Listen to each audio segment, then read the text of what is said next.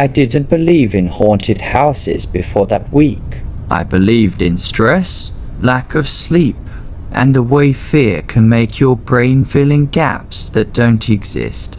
That belief died in a quiet neighborhood. I can't bring myself to drive past anymore. It started when I lost my job. The company downsized overnight. No warning, no severance, just a short meeting and a cardboard box for my things. I told myself I'd be fine. I had savings. I had time. I was wrong. By the third week, my bank account looked like a countdown clock. Rent was coming. My phone buzzed non-stop with past due notifications. I was checking job boards at 3 in the morning, scrolling without really reading. That's when I saw the listing. It wasn't on any major site. It was buried deep in a local forum I didn't remember joining. Overnight house, what you needed. Private property. No experience required. Cash payment. Immediate start. No company name. No photos. Just an email address. I should have closed the page. Instead, I clicked. The description was short. Too short. You will remain inside the house from 7 o'clock p.m. to 7 o'clock a.m. You are not required to patrol. You are not required to interact with anyone. You are required to follow the rules exactly. At the bottom, one line stood out. Pay $500 per night. I stared at that number for a long time. Then I emailed them. I didn't even finish typing my name before a reply came in. Can you start tonight? That should have scared me. It didn't. The address they sent led me out of the city, past neighborhoods that slowly grew darker and quieter. Streetlights became rare, houses set farther apart, trees pressed in close to the road, their branches twisting together like they were trying to hide something. My GPS lost signal twice.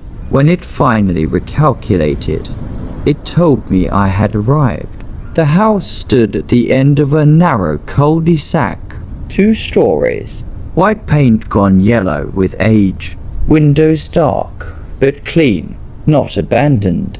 Just waiting. No cars. No lights. No sound. I sat in my car for a full minute before getting out. The air felt heavier there, like the silence had weight. As I walked up the driveway, the front door opened. A man stood in the doorway, already watching me. He looked older than I expected. Late 50s maybe. Tall, thin, wearing a button-up shirt like he'd just come from a funeral. His face was pale, and his eyes looked tired in a way sleep couldn't fix. "You're early," he said. I checked my phone.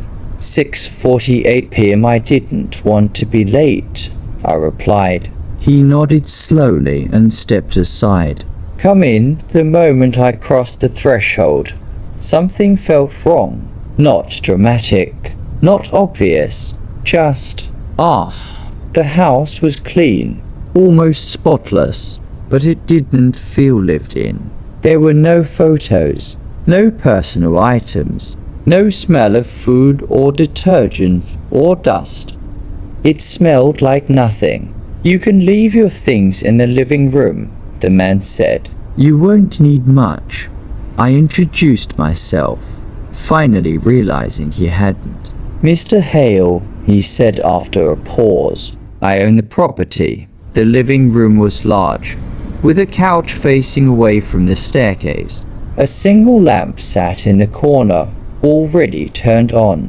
No TV, no decorations, just the couch, the lamp, and a small table with a phone on it. That phone is for emergencies only, Mr. Hale said. It has one number saved. I picked it up. The screen was cracked, but the battery was full. What kind of emergencies? I asked. He didn't answer right away.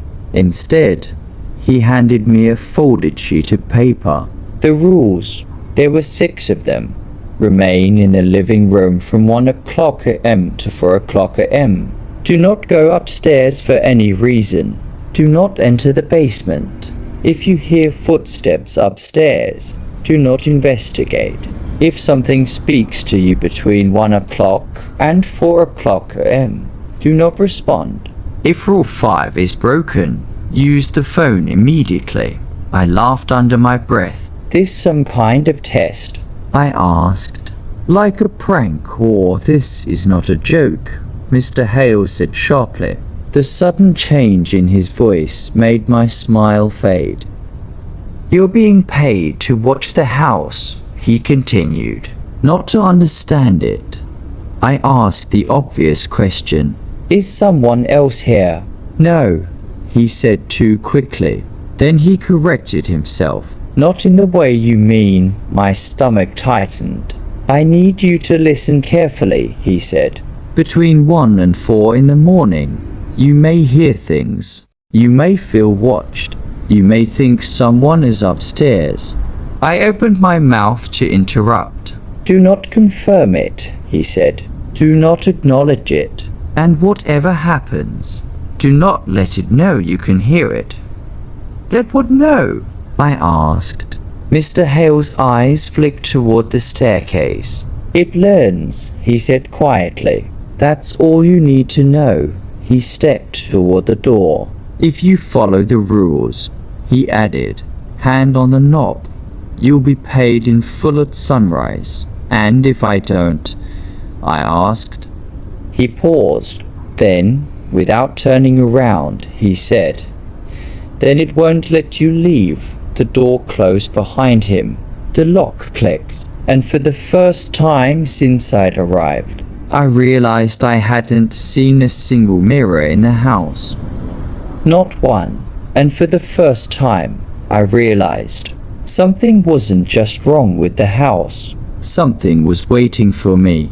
Watching. Learning. I sat on the couch, trying to convince myself it was all in my head. I told myself I would survive the night. But as I stared at the dark staircase, I knew I couldn't ignore what was coming. And that's when I heard it. A soft scraping sound from upstairs. If you think you're ready to know what happens next, if you think you could survive the night in a house that's alive, you need to see part 2. Subscribe for daily uploads. Click the next video, and I promise, it's far worse than anything you've imagined.